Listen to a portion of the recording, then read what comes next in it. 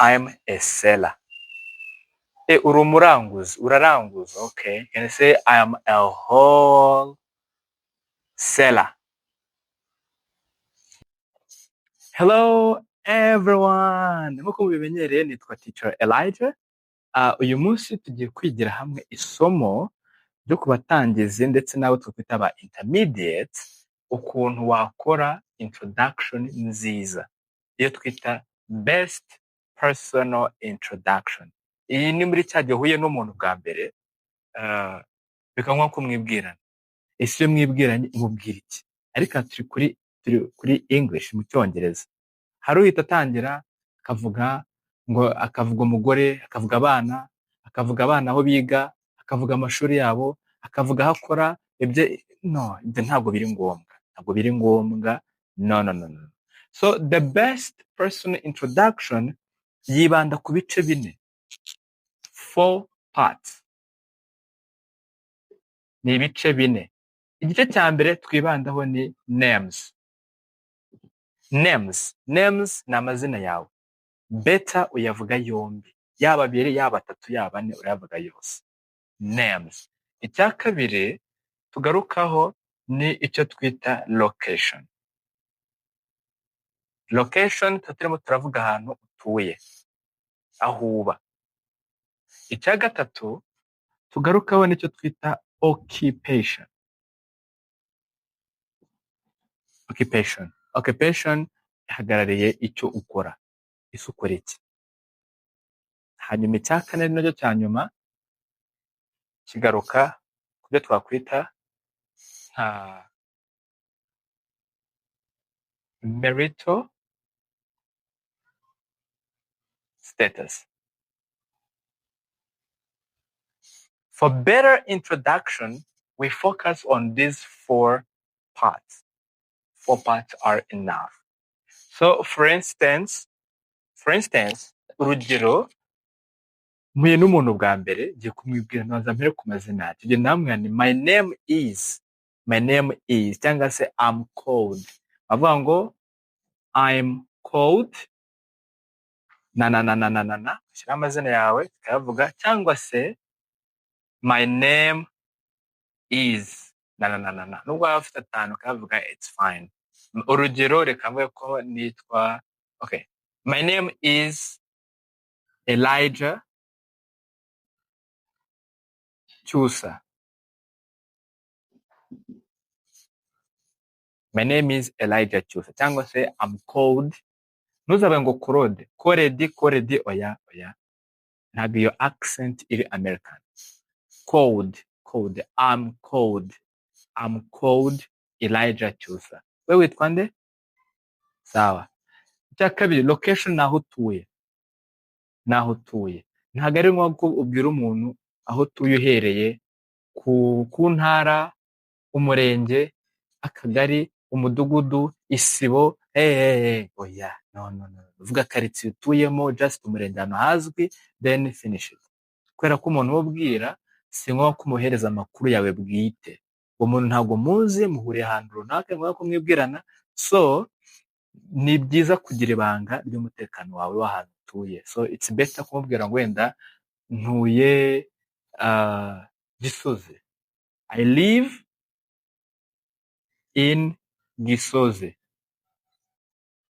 Ibi birahagije. I live in Gisozi. Gisozi ni nini, ntabwo yamenya ngo ni Gisozi hehe. Eske ni kuri cafe, ni ku rwibutso, ni kuri kaminuza yereka, ntabwo yamenya ahari. Ariko just ni Gisozi nyine, that's it. Birahagije. Iyo akeneye ibirenze ibyo, ubwo hari ubundi buryo tubiganira. Then icya gatatu, occupation twabonye ko ni ikintu ukora. What is your occupation? Icyo gihe uravuga ngo I am a teacher.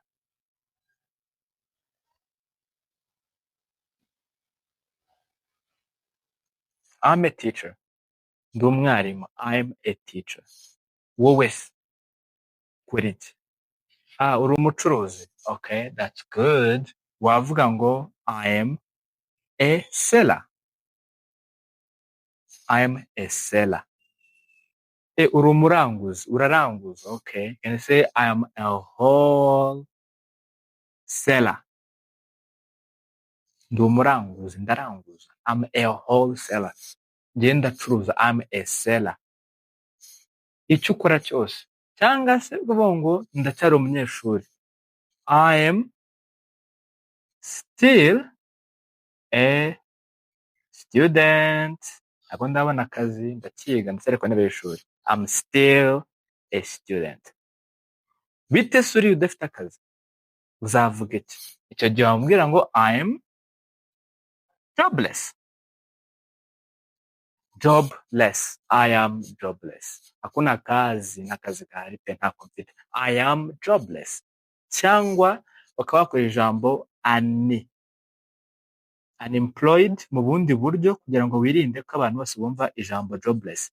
Mu by'ukuri ni amagambo abiri avugitse asobanura ikintu kimwe ariko atandukanye mu mivugire. Imivugire n'imyandikire biratandukanye. Umuntu ashobora kubona unemployed akagira ngo ni ijambo rindi, ariko igisobanuro cyaryo ni kimwe n'ijambo jobless. I am unemployed. Unemployed. Nta kazi mfite, mbese ndi umushomeri. Cyangwa se I'm jobless. Aha hose ni biri kuri part ya occupation. Hanyuma ni kucyo twita marital status. Marital status ni icyiciro urimo mu bijyanye no kubaka urugo. Eske uri ingaragu? Are you single? Urubatse? Uri marié? Mu cyongereza tuvuga ngo married. Married. I am married. Married. Married, married, oya ntimukavuga icyongereza nkavuga ikinyarwanda. Mumbabarire rwose. Kavuge neza. Married. Married. Gasubiremo. Married. Married. Married. Oya. Married. I'm married. Ndubatse. I'm married. Aha gatatu, bite se wa muntu udafite umugabo? Madamu udafite umugabo, bagize ibyago umugabo agapfa. Uwo mugabo, uwo mumama, cyangwa se uwo mudamu, icyo gihe tumwita widow. Mu Kinyarwanda niyo twita umupfakazi. Widow. I am a widow.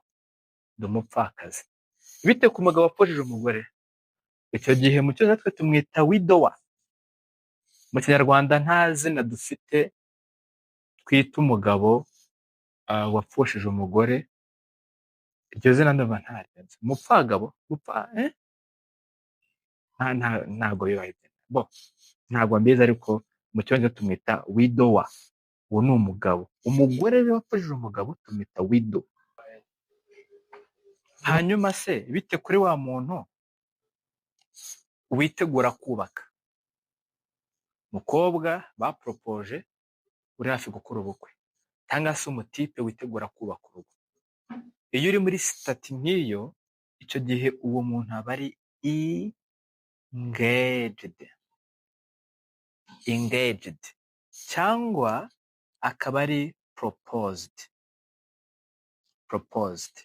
Mu magambo make, ahangaha dupaying attention kubera ko umukobwa niwe uba proposed, niwe basaba. Ubundi propose ni ugusaba. To propose ni uguha umuntu igitekerezo runaka, hanyuma we aragishyigikira cyangwa se akacyanga.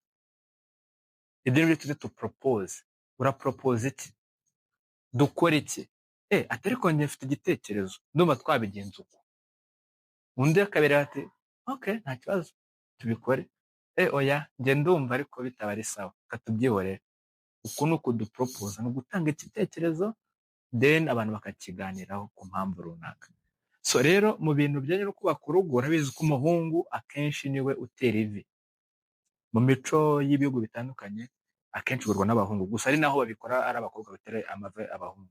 So to propose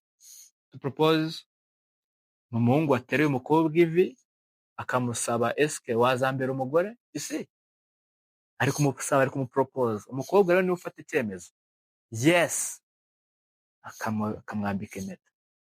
Icyo gihe rero umukobwa iyo yambitswe impeta already aba ari proposed. ariko umuhungu ntabwo aba proposed kuko we ntabwo asabwa kuzabera umukobwa umugabo. bivuze ngo ku muhungu we witegura kubaka icyo gihe utari single, utari married, aba ari engaged. nk'ubu nkanjye navuga ngo I am engaged, ndi kwitegura kuba umugabo mu rugo. ntabwo ndacyari umuseribateri, ariko uyu munsi mu minsi ngari imbere ngiye kubaka, icyo gihe mba ndi engaged. byoroshye ku umukobwa yahitamo kuba engaged cyangwa kuba proposed. ku mukobwa aya maverbe abiri yayakoresha, ariko ku muhungu better koresha verb imwe, to engage. I am engaged. Clear?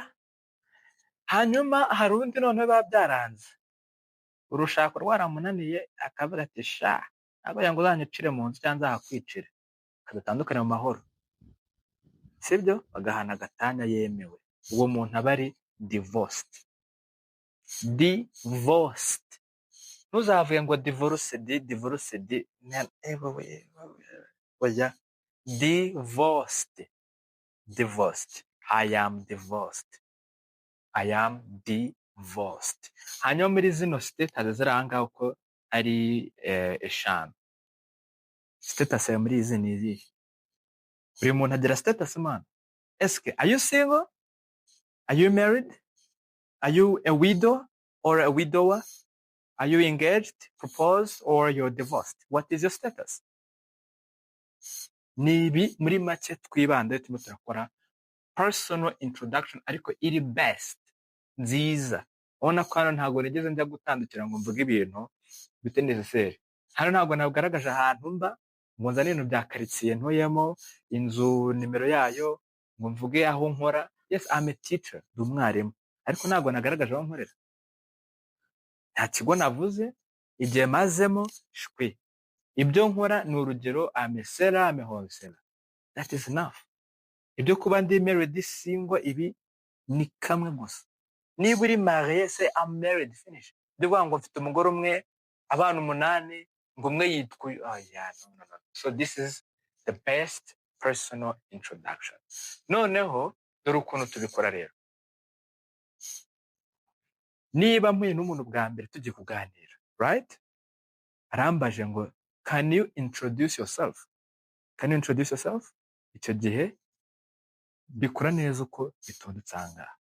ni ukuvuga ngiye ndi kuvuga mpera, nshobora kubikurikiza uko mbishaka, ariko mbere na mbere uhera ku mazina, ibindi bikurikiye ubitondeka uko ubishaka. So wahera kuri marital status, ukajya kuri location, then ukaza kuri occupation, cyangwa ugahera kuri names ukaza kuri marital status, ukaza occupation, location, just uko ubishaka. Now my name is Elijah Chusa. I live in Gisozi. I'm a teacher and I am single. I'm single. Thank you. Sinishobora bitoroshye, nawe wabikora. Reka dukore pratique mu kanya.